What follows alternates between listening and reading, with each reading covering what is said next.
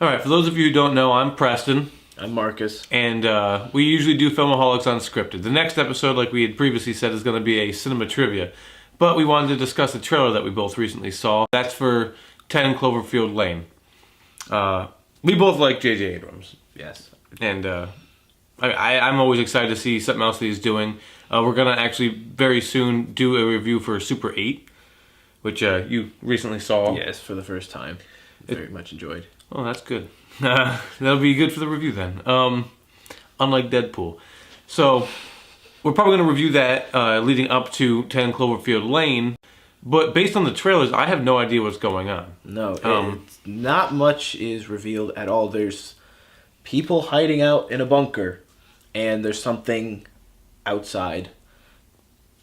Don't know what. Don't know what, really. I mean, the first time I saw the trailer, I was actually wondering if there was anything outside at all, or if John Goodman was just trying to keep them in there. Yeah. People don't know if it's a sequel to Cloverfield, or if Cloverfield's just going to mean that it's in the same vein, genre. Yeah, it's going to have like some sort of twist, like kind of like a Shyamalan feel to it or something, just because it says Cloverfield. They don't know if...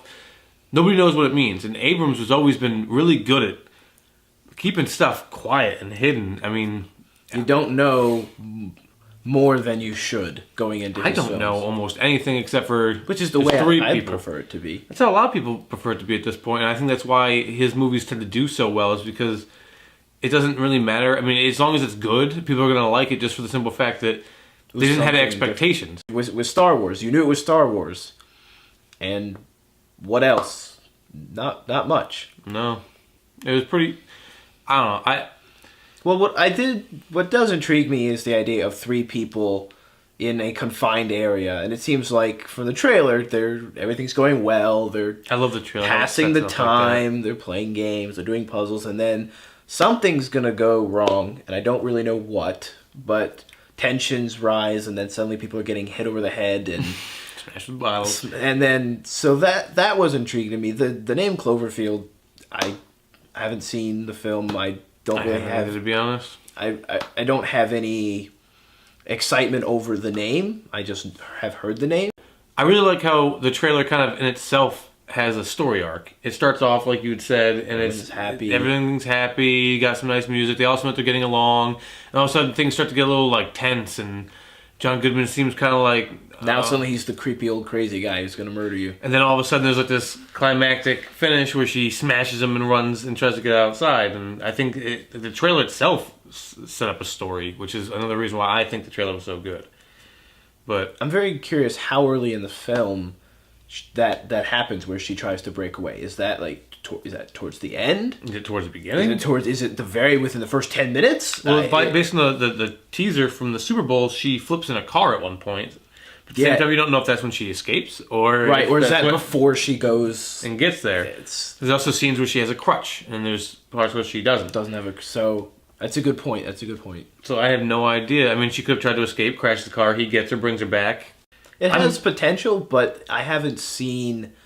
It's good that I haven't seen too much, but at the moment, I don't feel like I've seen enough to make me go, "This looks amazing." I don't think it looks amazing. I think it just looks like I'm excited to see it because I trust Abrams. I know he's not directing, but I trust him as a producer, and I trust everything else that he's done in the past. And based on the fact that I also like John Goodman and the other actors seem fine so far, the overall what I have seen makes me excited to see it just on that alone.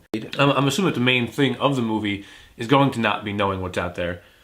Like in Super 8, you don't see that alien until the very end. No, I agree. That's how it should be. You don't want to blow your load on the beginning. Exactly.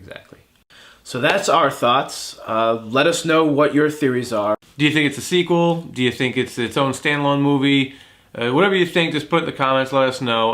We're going to be getting back to you soon with the Cinema Trivia, a review of Super 8 by J.J. Abrams, and then soon enough we'll be able to finally get to the review of 10 Cloverfield Lane.